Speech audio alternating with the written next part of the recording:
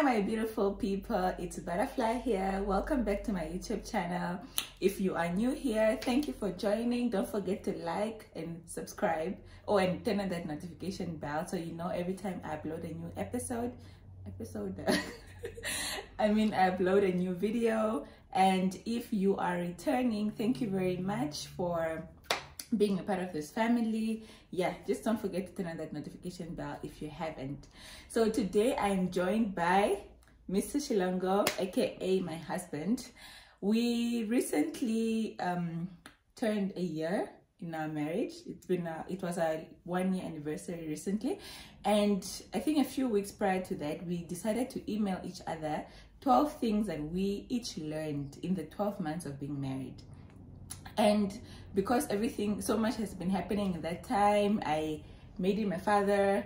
We never got to actually read what the other person said. We are going to open them together right now on camera, and then we just share some of those things that we've learned. We'll elaborate on a few of them here and there, but some of them will probably be very clear. So say hi, babe. Hi guys, I'm back due to popular demand. So yeah, today we'll be doing another fun video. I hope you enjoy this one. So yeah, and before we begin, I just want to give a special shout out to my aunt, Auntie Name Oweni. Yeah, she loves and supports me so much. So I just wanted to give this special dedication and shout out to her. And I love you. Say before.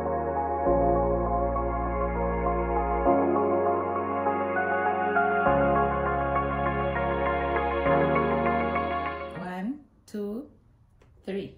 Okay, you start, ne? No, you start. Oh, okay, fine. So 12 things I've learned. I put number 1 that marriage, it's a clean sheet. You tailor make it to how you want it to be. You hear a lot of different advice. Some say it will be the best or the worst.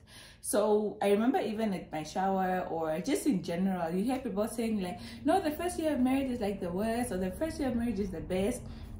And you hear so many different advice, man, about marriage. But I always go in like, you take it like a sheet, like a cloth, oshilapi, you know, and then you tailor make it to how it suits both of you guys. You'd even hear someone saying, no, men don't like eating noodles eating noodles. Or someone will say, no, a man doesn't eat like food, leftover food or whatever. But if your partner is okay with it and you guys are okay with it based on how your life is set up, why not?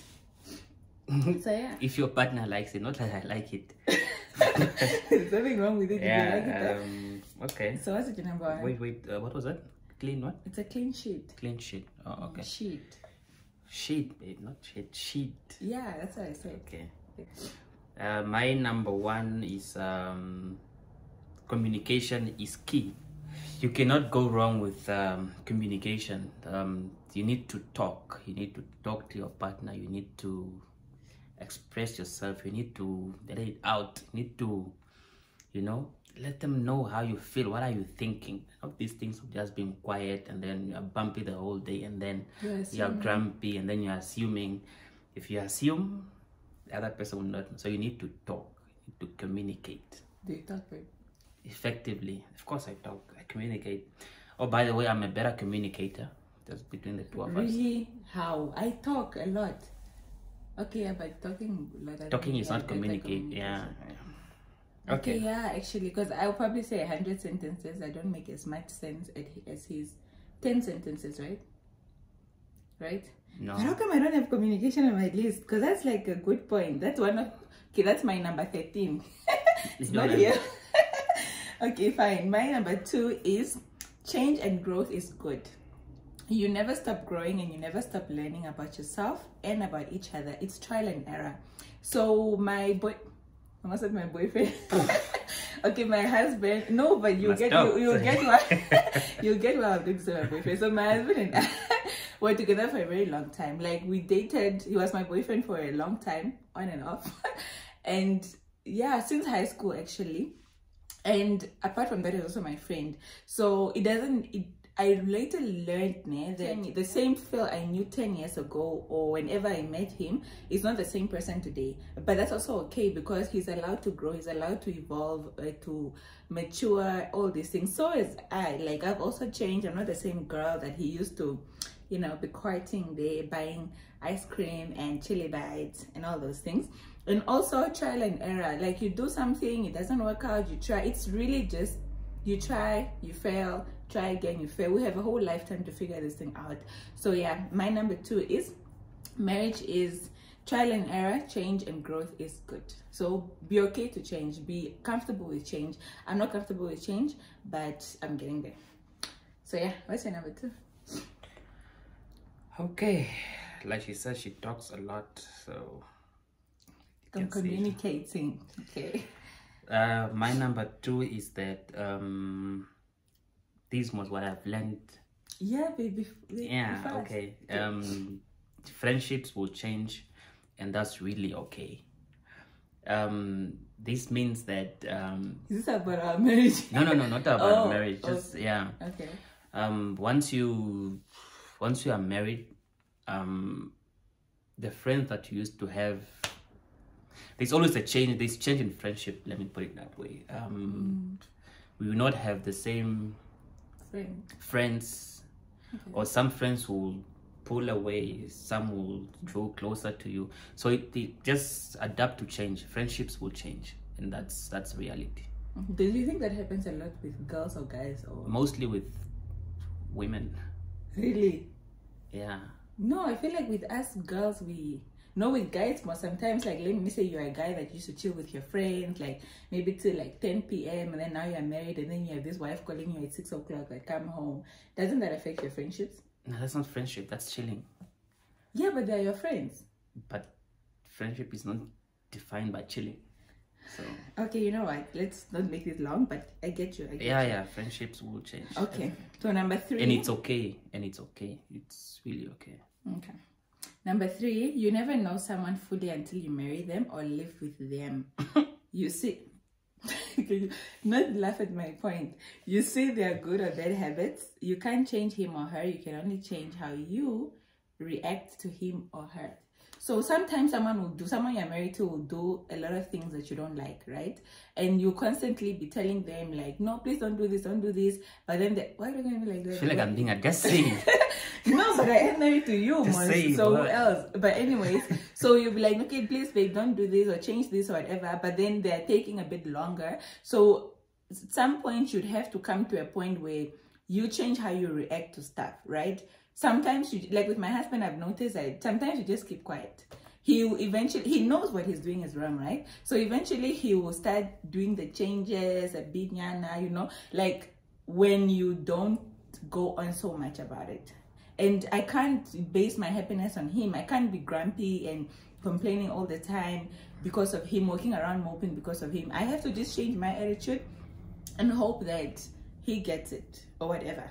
And yeah, some of these things you'll be like, yo, I never knew you. Like, just like I said earlier, we knew each other for so long. And sometimes I'm just like, I didn't know you do that. Or like, I didn't know that's a habit of yours. Like, you never really know someone until you live with them. Because some things, I guess, they're in their best behavior when they're your boyfriend. I don't mean that in a bad way. Like, I don't mean like you only know the bad things, but even some of the good things, you only really learn them when you live with them. Like, oh, he's actually like this, or he's actually like this. But yeah, that's my point. You never know someone fully until you marry them or you live with them. I often disappoint my wife with things that I believe are minor, but in essence they're actually a big deal to her or with her. So tiny things, I can be out, she would call, I would not pick up, but no, continue explain yourself. For me, mister. like, I'll call you back, or like, it's not a big deal, like, oh, she was calling, no, I'll call you back. So, but when I get home, shoo, oh yeah. it's a big deal. Yes, because some things is like, you'll be like, no, I was on the phone. But there's a reason why there's caller waiting. What is that? You can see I'm calling, and I'm like, you can press you can either say just hold on to the other person, then you answer, you're like, no babe, I'm quickly on the phone, I'll call you back. Or you send that SMS thing that says, I'm on the phone, quickly, I'll call you back. Simple. Things like that. You know, communication. Yeah, you see now. That's not communication. It's communication. That's me calling you back. You have to communicate. Okay, better. Fine. Yeah. So mine, I think if it's a big deal for one, it's a big deal. Oh yes. If it's a small thing for one, if it's a big thing for one. If it's a big deal. It's a big thing for one, it's a big thing for both. If it's a big deal for one, yeah. We're saying the same thing, this okay, deal yeah. and thing. Yeah. Okay. Number 4, choose your battles. Not everything is worth sweating over. Yes, this was the point I was coming to. Toothpaste, find the right time to address everything. Yes, my mom taught me that. She said you have to find the right time to address stuff. And this is because sometimes with my dear husband here, I have learned that depending on my approach to it, his reaction is different. Like, sometimes I have to wait it out when we're in a better mood, you know, then I can be like, oh, but babe, I didn't like when you did this or whatever. But when the fuse goes off in that moment, then he also wants to be like, find a reason. Like this man right here, you will be angry at him for something very serious, né? And he's always like, yeah, but your tone. And you're like, what? Sometimes it's an SMS and you're like, what tone? Or he's like, it's like maybe, yeah, but why do you have a cup or a plate of food in the room? Because he doesn't like food in the room. But that wasn't even the point of the whole argument. He just wants to also find a reason to be angry. So I've learned to choose my battles. Sometimes I'm just like, it's not worth it. Or sometimes I'm just like, it is worth it, but it's not the right time. So yeah, choose your battles, right? And find the right time to deal with stuff. I feel like I always have 2 points in 1 point. Okay, but it's fine. Go on, let's go. Choose your battles. Okay, what I've learned, number 4, is that love always wins. Aww. Yeah, so with the whole misunderstandings and not picking up a phone and, you know, all these things, and her being angry with me, and it's not always happy days, yeah. But at the end of the day, love always wins. Like, if you love each other, you find a way to make it work. And I thought this about you saying, and I love her, you know. Nyana. Yeah, no. Anyways, my number 5 is, your partner's people are your people. Be supportive and accommodating. And I think this is also from where I grew up, or how I grew up. My parents, like, you find like someone who's close to my mom or close to my dad, and the way the other person treats the other person, it's like that person is being a part of their life as well. And when they come home, you treat them the same way you treat them when your people come home, when your family comes, or you're supportive with them. When something happens at your husband's side of the family, you must support. If something happens on your wife's side of the family, you must support. You become one. So meaning your friends, your family, they are one. I'm not saying you have to share the same friends, no. I'm just saying, like, you treat his people like you'd want your people to be treated. And for me, that's very important. Okay, next. That's true. It's my things, huh? Oh, my number 5 is that I feel like... Why are you hiding? It's not a test. My number 5 is that marriage is about both holiness and happiness. Okay. Okay, I'm actually lacking in the other. Wow. Yeah. So I'm holy, but I'm not. I don't think I'm where I should be, and it's something that I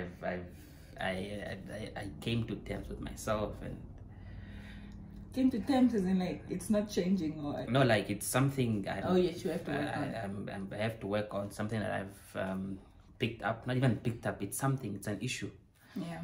It frustrates her a lot. Yeah. A lot. Like at times when we should be praying together and I'm praying alone, or we're supposed to be praying together and I'm like, then he'll be like, okay, you start, I'll finish. Okay, I start, And then when it's his turn, he'll be like, amen. Amen, nah. What is amen? Where is your prayer? Then he'll be like, no, babe, you said everything. I'm like, no, sweetie, I didn't say what's in your heart. Okay, anyways. So yeah, it's about both holiness and happiness. Just be happy. Create your own little happiness. Just the two of you. Yeah. Or just do fun stuff. Just be happy, guys. Life is too short. Yeah. Yeah. Okay, we have to be fast. Okay, number 6, eh? Number 6. Your childhood experiences should grow you, not cripple you. Okay? And this is... Why are you looking at me like that? I'm waiting for you to say this. What, do you want me to say, you know, you grew up in the village? No. I grew up in town. Joking. Okay. Anyway, so your childhood experiences should grow you, not cripple you. And that I mean that what you have learned as a child, or what you've seen even in your parents' marriages or other people around, né? You should learn from those experiences. You should either learn that, okay, I need to take this good and take it to my marriage and work on it to improve it, or I need to see that, okay, they do this, but it's not how it should be. Don't be crippled to like, no, it's just how we do it in our house. Like, no, my mother does this or my father does this for my father, whatever, but it doesn't mean that it's right. So it shouldn't, don't be crippled into staying that way. You should grow. Like, you should take it and grow. And even just how you were as a child or as a teenager, you should be willing, like I said earlier in my other point, like you should be able to grow, you should be able to change. Don't just be like, Oshondili, or it's how I am. Sometimes how you are is not the right way. So be willing to change. Don't be crippled. Just grow. Just be yourself and grow. And yeah, you just get rid of the whole being stagnant and, you know, that spirit of stagnation. That spirit of not being holy when you should be. Okay, next. Number 6, what I've learned is that your partner, not mine now, this always has your best interest at heart. Oh, you know that. So that's something that I've learned. Like, my partner, she's always having my best interest. She can be angry with me for whatever, criticize me for something I have done, but it's because she has my best interest. And I'll actually be worried if I wake up one day and then she stops criticizing me or just stop caring. Then I know that, wow, man, I'm in serious trouble here. Like, I get worried when I'm doing something wrong, not intentionally, but she doesn't say anything here. She's just quiet. I'm just like, okay, what time are you going to be on my case? The power of... I forgot so, what I had to use. Yeah, your partner always has your best interest. That's what I've learned. Okay, number 7, therapy helps. Right? So my husband and I, when we were dating, we did couples therapy. And then in the whole process, I think it was maybe over a year before we got married, did couples therapy. Then we did premarital therapy or premarital counseling, like with a professional person, and obviously with the pastor as well. Shout out to Pastor Shapaka Kapolo. And yeah, and we continue to do. No, he's really good. He's like the Miles Monroe of Namibia, guys. Honestly, that man is like, it's a G. And we did our couples marital therapy as well. Like, as in, we continued going to therapy even when we got married. It was more like a check-in, like once a month, with Samantha. Let's talk psychology. But she moved. I wish I had her details here. No, I'll put them here. Advertise. No, but it is so that people can also go and get this help. Anyway, so I realized that it really helped us. Before we started therapy, we used to argue a lot, sometimes over petty things, but we don't argue as much. I even feel like it's kind of not, we don't argue, we disagree healthily, né? That's what it is. We communicate. That's not a word, but okay. Yeah, but we've like, even that thing what he was saying about when it's a big deal for one, it's a big deal for both. It's something that she taught us in therapy, and it really, really helps. I feel like it has helped with our marriage, our relationship, just whether it's boyfriend, girlfriend, husband, wife, and we will continue going. Just like now, obviously, baby, everything. But we believe in continuing to go for therapy. Sometimes our sessions are booked for like a double session, and it ends up being shorter because, well, wasn't much talk about that day. Sometimes we go overboard because it's like a check-in. You just have to check in with each other and make sure you are at the right place. Okay. So therapy really works, guys. So to the men out there, you must deal away with this thing of no therapy is for the weak or whatever reason. It's white people or no, I'm a man, I can't go to therapy. Look, mental health is very important. Yeah. So check in. You don't have to go to therapy when you don't feel fine. Just talk to someone. Yeah. Just take care of your mental health. Good, thank you. Now you're also advertising mental health. Okay, but we'll make a video on that someday. Okay, number 7, you are a team. I think it's straightforward, guys. Yeah. In marriage, it's no longer me, I, myself. It's now we. Oh, babe, look. Me, ne, M, then we, then it, W. Oh my goodness.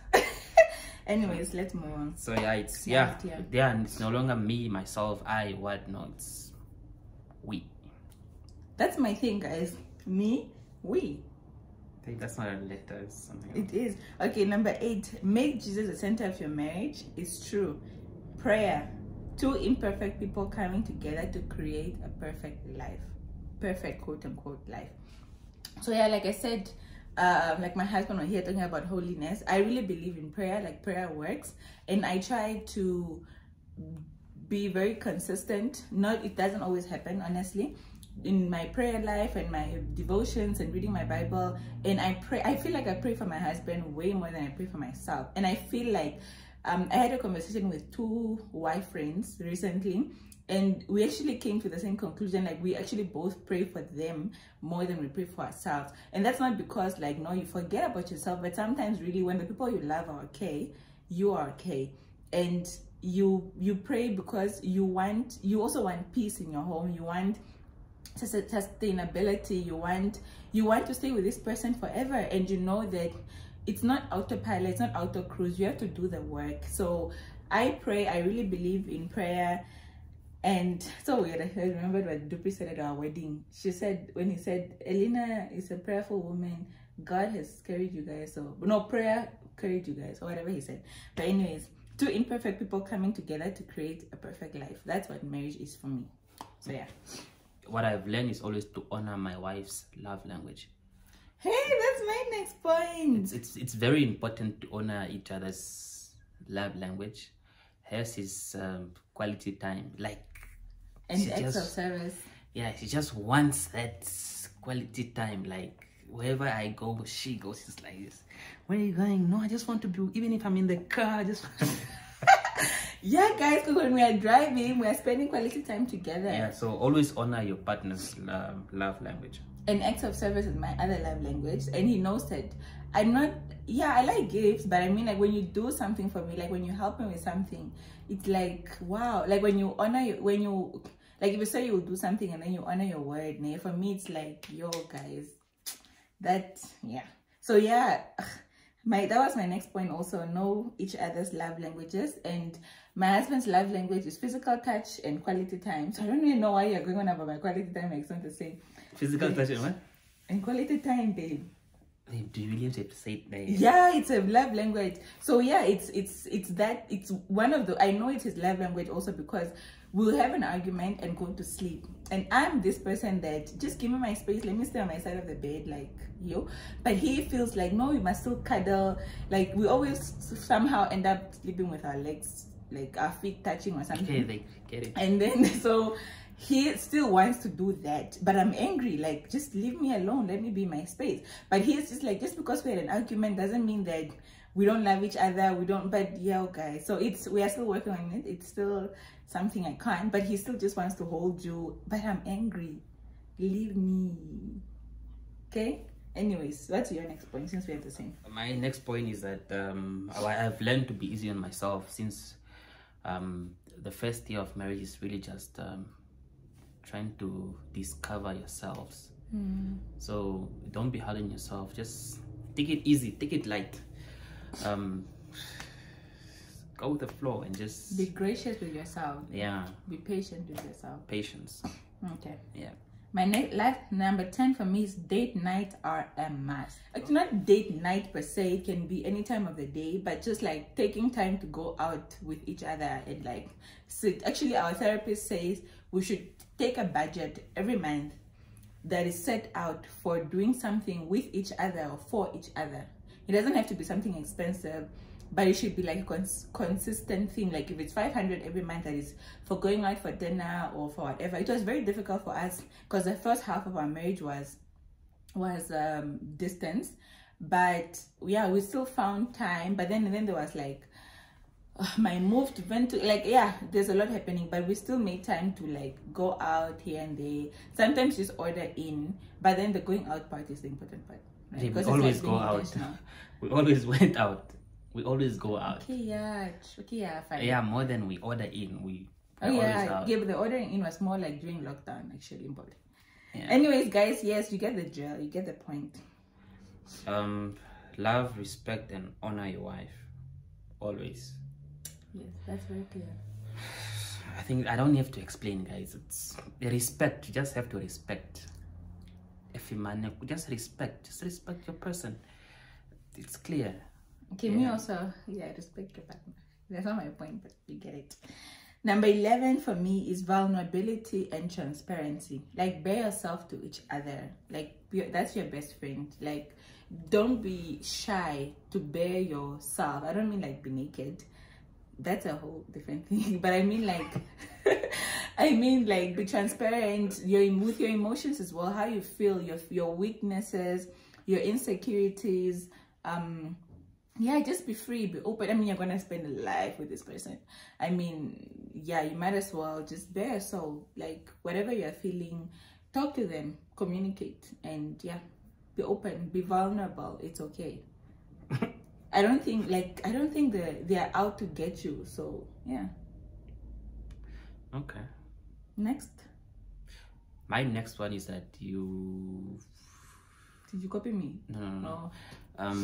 What I've learned is you need to man up.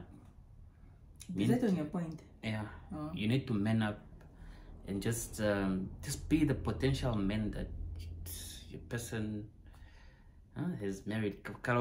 Like need to man up. Just man up, man. Just be a man. Just man up and just do your thing. Just be a man. You must man up and be the potential man that your person has married. That's what I've learned. But guys, don't marry people because of their potential, or marry them for their vision. Or man up, take charge. Yeah, I believe.